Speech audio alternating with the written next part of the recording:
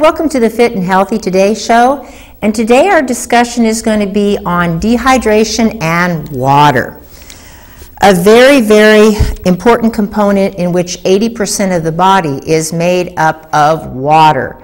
The other primarily being obviously then muscle tissues, connective tissues, and then of course minerals making up our bones and our teeth.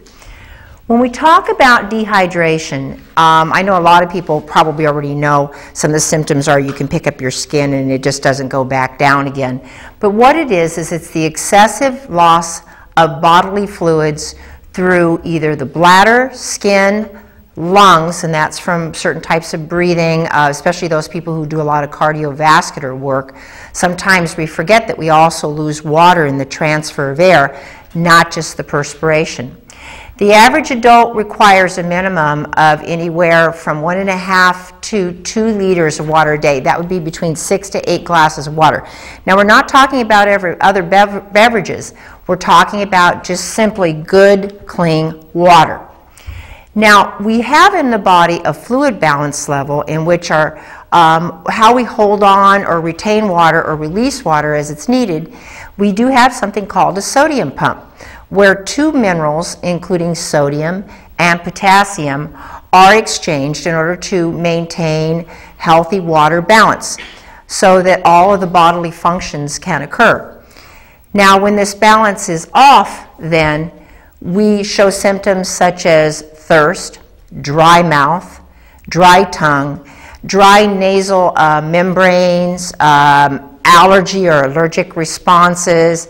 The skin loses its elasticity, headaches, and then if we get too dehydrated, then obviously we have heat exhaustion and heat stroke, which can lend itself to being extremely disoriented or even into a coma. The causes, now there's probably more causes than this, but I gave the basic most common causes that are the cause of dehydration. Obviously, the failure to drink adequate amounts of water are always going to be the number one. That 1.5 to 2 liters a day, not counting other fluids that we get in the body. The dietary lack of water-containing fresh fruits and vegetables and mineral-containing fresh fruits and vegetables. Commercial produce does not, as a general rule, contain hardly any trace minerals or those minerals necessary to maintain that water balance, particularly potassium, magnesium, and the 84 minerals required to maintain the balance of water in our body. And then therefore we don't have, or the inability of not having those minerals, eventually we don't or cannot readily absorb those minerals. Excessive exercise caused by perspiration and loss of water through the lung tissues. Once again, we forget sometimes when we inhale dry air and we exhale, all that moisture gets out of our body. So it's not just perspiration, it's once again that lung respiration. The intake of caffeine, alcohol, soda, or products that tend to be diuretic by nature will flush out those minerals and it will leave the body dehydrated. And later on I'll kind of go over the things that occur when dehydration takes place, short-term as well as long-term issues. Pharmaceutical drugs, particularly diuretics, the hydrochloroside, the Lasix, those types of drugs where you get swollen because you have an improper water balance and the doctor then throws you on a diuretic, which in turn gets rid of your water, but then can, over a period of time, permanently affect how well your body balances its water, and then you're stuck on the diuretics for life. So I handled medical malpractice cases in my past life, some of them pharmaceutical, and I've seen the ramifications of long-term usage of diuretics, both in its natural form, and that's the pot of coffee every day, or in the drug issues as well too.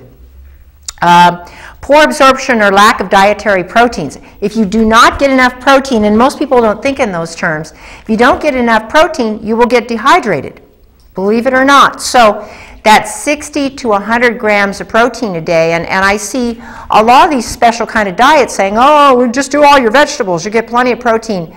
That is baloney unless you have high amounts of vegetable source proteins, including beans and tofu and those types of things. But the standard American doesn't eat that 6 to 8 servings of those types of fruits and vegetables. So if you're a vegetarian, be very mindful that you have to maintain those dietary proteins in order to keep proper hydration. Now, the purpose of water, besides giving us energy, bolstering everything in our body and just about every function that occurs, number one, it maintains our electrical acid-alkali balance. So if you get dehydrated, a lot of people, and I very rarely ever have doctors ever check to find out whether a person is really truly dehydrated, to find out whether or not they have an irregular heartbeat. They'll measure sodium potassium levels, but is the person drinking adequate amounts of water? That's a real important question, so doing the dehydration tests. It regulates body heat and serves as a lubricant throughout the body. So people are wondering why they've got all this arthritis. They don't have adequate amounts of water. I'll be doggone, you're not going to have lubrication in the body. In addition, vaginal dryness, other types of things that you notice, dry eye, where you require lubrication, it's very, very necessary. In addition, if you don't have water, you cannot cool the body. Now, obviously, the minerals in combination with the water get on the surface of the skin and they'll naturally cool the body in times of perspiration. But without adequate water, once again, heat exhaustion or heat stroke can set in. The bulk of the lymphatic system and blood systems rely on water in order to move the systems along. So, as I'll mention later on, blood pressure is affected by dehydration as well, too. It's very important to have adequate amount of water to move nutrients in and out of the cells, as well as moving toxins out of the cells through the bowel and the kidneys and the bladder and out of the body as well. So nutrient absorption, toxins being rid of are quite necessary to have adequate amount of water. It's estimated at probably anywhere from 1/2 to 2/3 of people United States population do not get adequate amount of water in the day. And then you add all those monster drinks and all those caffeines and then the diuretics on top of it. So I think the number may be even greater or higher. Okay, there's a lot more diseases that are caused by the lack of water, but these are just a few that I want to touch upon. And you're like going, wow, is it really that important? Yes, it's really that important. Digestion. Water is pulled from the body in just the right amounts to help you break down your food. So if you don't have adequate amounts of water or you're dehydrated, you can really increase your risk of acid reflux. So instead of a physician saying, are you drinking enough water? Are you drinking with your food, which can dilute your stomach acids and cause more of a problem? But are you drinking enough water at least 30 minutes before each meal? I think that should be some of the first words out of a doctor's mouth when they're talking about acid reflux. The food cannot properly digest, nor can you properly eliminate, and you will have constipation if you're dehydrated and not drinking enough water, or drinking too much products that take water out of your body. Lung problems, allergies, and asthma. The body produces histamine in reaction to the body getting dehydrated. So a lot of people who have chronic allergies are extremely dehydrated. So drink your water, get your adequate amounts of fruits and vegetables that are nutrient dense. And I'm talking organic, hopefully sustained organics. And then in some cases, then obviously you're going to have to add some additional nutrients in supplement form.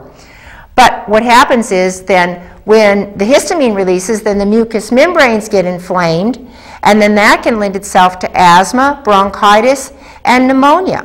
So prevention, water of lung problems and allergies, water is very important. Heart and blood pressure problems. Okay, when your fluid balance and your mineral balance is disturbed, your blood pressure will rise or go low, or you'll get irregular heartbeats. And so, as a result, a sure sign when you pee is it looks like syrup. I have a lot of my customers say, wow, you know, I have a really dark, healthy urine, and I go, ah, you're supposed to have a kind of a bright yellow, diluted urine, And when you're drinking really a lot of water, sometimes it's almost near clear. But what happens is when you do get, I have a lack of water, the kidneys, which affect the water balance as well as the blood pressure, and vice versa, the blood pressure affects the kidneys over a long period of time, you can end up with kidney failure and or kidney stones when you don't have an adequate amount of water to flush out the kidneys on a continual basis. Kidney stones are well, I know they're a man's way of having a baby, and I've had one of my prior women who had kidney stones first, and then she had a baby and said it was more painful having the kidney stones than having a baby. So water can help with the prevention of kidney stones as well, whereas diuretics and caffeines increase your risk of kidney stones. Arthritis. Water and trace minerals are needed for lubrication in the joints. And a lot of people will go in these mineral hot baths, or like if you're like me, if I get a little tender, I'll grab some Epsom salts or some Dead sea salts, and I'll soak in it, and I'll feel a lot better because transdermally some of those minerals absorb through my skin. I'll be doggone, maybe I just may be a little trace mineral deficient, and under those circumstances then I supplement with extra trace minerals and electrolytes. But if you do not have adequate amounts of water and minerals, you will get arthritis. I'm seeing people with osteoarthritis at 36 years old. I'm not talking rheumatoid, the bacterial form. Osteoarthritis, which is a person who's in their 80s or 90s maybe, possibly maybe, although I have 80 and 90-year-olds who have no arthritis because they've taken care of themselves. The lymphatic system, and I'm going to do a whole lecture on lymphedema and the lymphatic system at some point, but it's a water-based system, and what your lymphatic system does is it carries your waste product away. It helps your body recover from disease. It carries nutrients. It reduces the edema. It carries and transports your immune-fighting cells. So if you get lymphedema, or if you get a very slow, mucousy kind of a real heavy lymph, your body cannot do these functions. And over a period of time, you will get diseases, autoimmune diseases, pneumonia left and right, lymphedema, swelling, I mean, so many different things. In a lot of the texts that I were reading say that this is one of the most under-examined and considered by doctors is the lymphatic system. Water, very important to keep the lymph moving. Now, it's not real complicated when we talk about cures for this. Besides the long-term usage of diuretics, which is never recommended, and I think there should always be an alternative source and other ways of physicians trying to do other ways other than long-term diuretics, primarily gearing towards getting their patients to drink more good water sources, not distilled. A clean, purified water with maybe some additional amounts of trace minerals, and then a good multiple vitamin and a separate mineral supplement, most one-a-days. And if you're talking some of the warehouse ones, the minerals aren't chelated, there's no absorption, they have a 4 to 5% absorption level. You're not going to get anything from those at all. So a good multiple vitamin that has a high ranking, as well as a good mineral and trace mineral supplement are necessary for everybody in this day and age because our food is not what it used to be. This commercially grown food doesn't contain the minerals and vitamins necessary for us anymore in order to keep us properly hydrated. So there is a source of trace minerals, and I know your doctors say, no salt, no salt. And I'm going like, no sodium chloride from the grocery store type of salt. But when we look at Himalayan or Celtic sea salts that are unrefined, they contain 84 different minerals in balance. So I tell people, you know, there's a nice little Himalayan pink salt my customers use, and it doesn't raise their blood pressure. It works the opposite, actually, because it has all these wonderful trace elements that feed the body that help with blood pressure that we talked about if you're lacking water or these trace minerals. So certain types, obviously, and you've got to know your salt differences, and Himalayan or Celtic sea salt, not grocery store salt. Obviously, the day and age that we have of everybody wanting coffee and black teas and monster drinks and everything to keep us going because we got to go, go, go, go, go. There's other ways to increase energy, and we've talked about it in earlier shows, and we'll talk about it in subsequent shows. But cutting down on these particular items will obviously increase hydration. Drink 2 liters of water a day, at least 30 minutes before meals. Never with your meals because it dilutes your stomach acids and you won't digest your food as well. Once again, simple, basic, drink your water, be healthy. We're going to be moving on next to the physical exercise portion of our show. Thank you.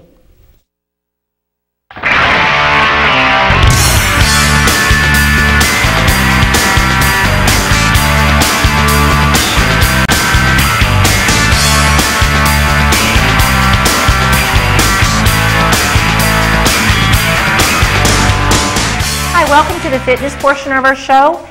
Today is a very, very basic exercise that can make a world of difference in how much back pain you may suffer. And we start off with a side view looking, and most people would say right now that my posture is pretty good. You know, I'm standing up pretty straight. Obviously, you can tell when someone's hunched over when it's bad. Well, what's interesting is as I stand here, and I've been on my feet all day, I can feel my lower back and my middle back with just a little bit of tenderness and a little bit, I can tell the muscles are pulling and tugging. Well, there is an exercise, and I get this from belly dance. I take a belly dance class, and we have at our local yoga studio, we have this class. And what they teach you in order to bring you into perfect posture and alignment to prevent back injuries is you roll your shoulders back. Now what happens when I do this is you can see there's a curvature to my spine, and the moment I did that, I no longer feel my long hard day on my back. And what's interesting too is it also brought my hip flexors back into alignment. So just try to remember, don't slam them back, roll your shoulders back, and that'll bring you into perfect alignment for both your back and your hip flexors for both walking, standing, or sitting in a chair. Next, we're going to be moving on to the research portion of our show. Thank you.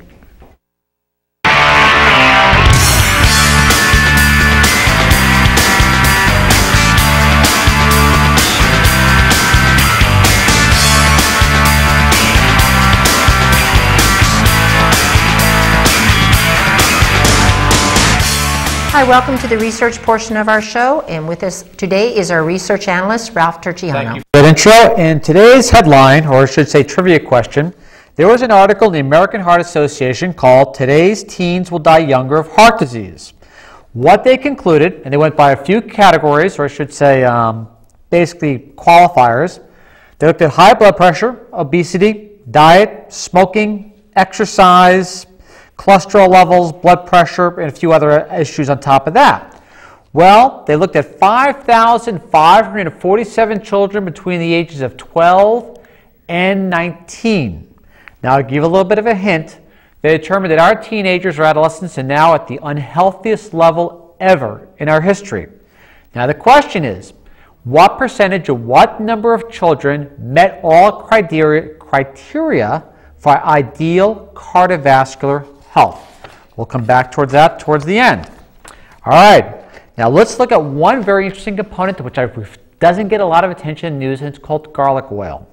Well, garlic oil may actually rival many of the drugs, including aspirin, that's used for heart disease.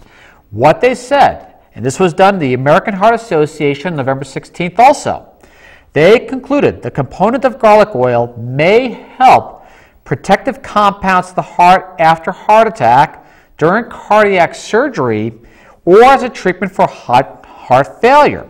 Main reason is garlic oil contains something called hydrogen sulfide, something that they're trying to use drugs or manufacture very expensive drugs to do the exact same thing dime a dozen garlic oil can do for you now. And this is how it works. The component, what happened is this. The compound reduced the proportion of damaged heart tissue in the area at risk by 61%. That's after it was deprived from oxygen or a heart attack. And this is how it did it. Interruption of oxygen and blood flow damages the mitochondria, kind of like the muscle or cells. And loss of mitochondrial integrity can lead to cell death. We see that diallyl sulfide, component of hydrogen sulfide, can temporarily turn down the function of mitochondria, preserving them and lowering the production of reactive oxygen species, which are kind of like your free radicals. They discovered the transverse aortic constriction results in enlargement of the heart and is a model of heart failure. The diallyl sulfate, component of the garlic oil, given twice daily after aortic constriction could reduce that heart enlargement. So real important. You're concerned about heart damage, heart disease?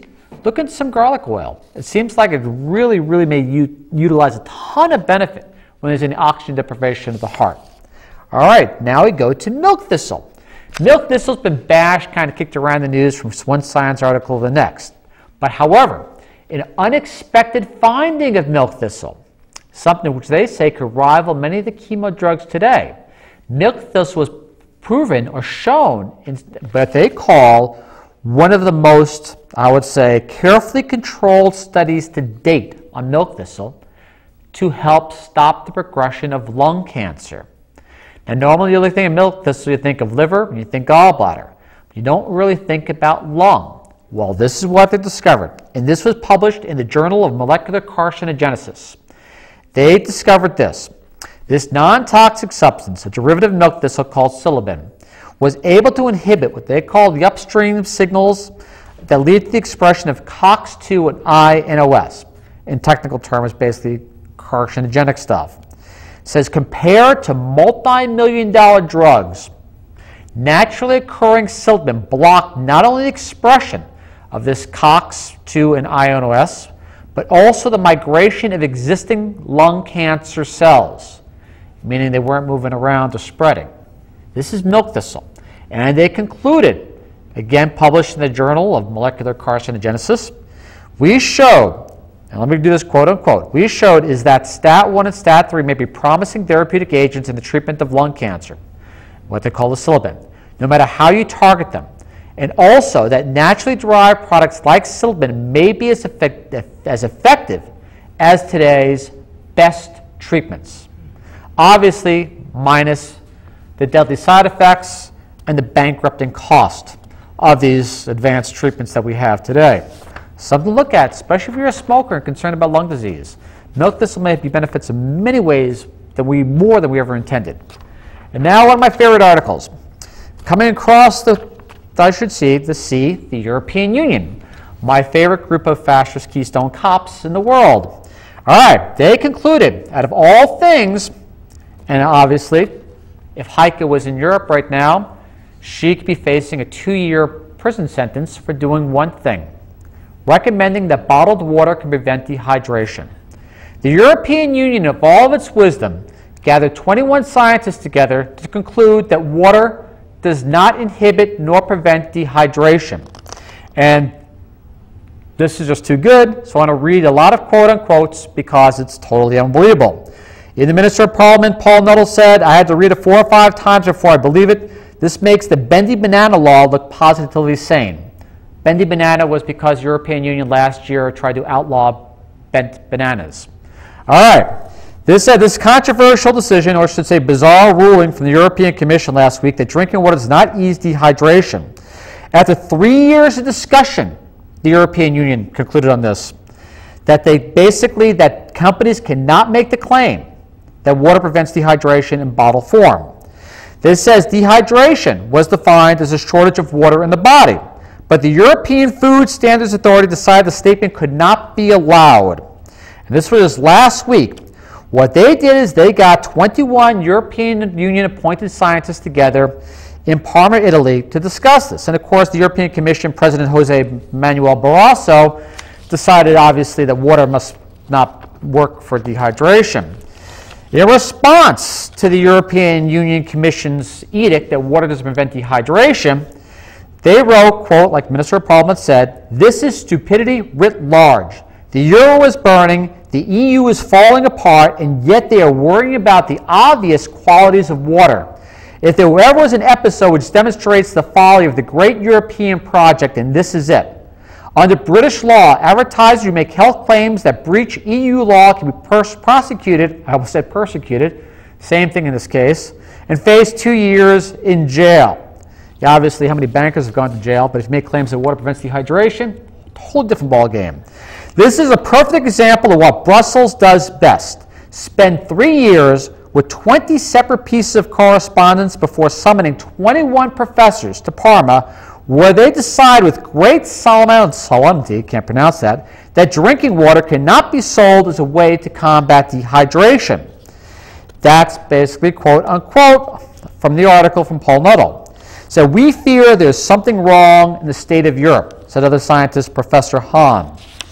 And keep in mind, this is the same European Union Parliament that just earlier this year, May, that the British Medical Journal crucified by saying that medicine regulators are protecting drug company profits rather than the lives and welfare of patients by withholding unpublished trial data.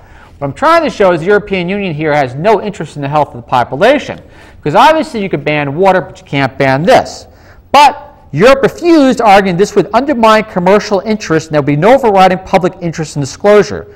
They also cited the administrative burden involved in the worthlessness of data about regards to side effects. Again, the EU needs to come down in regards to this issue. They've banned a lot of vitamins. They've banned a lot of herbs. Gave no reasons why or no scientific validity to the reason why. And of course, there's a difference between tolerance, justice, and fairness. Sometimes you can't both coexist. Thank you very much. My time is up. You go ahead and finish the last. And the last part, just in case, the number of children that had all ideal health benefits was 0. 0 children met all ideal standards for cardiovascular health. I think now my time is up. Yeah, sorry about that. Thank you very much for joining our show. Once again, do your research and drink lots of water. Thanks a lot.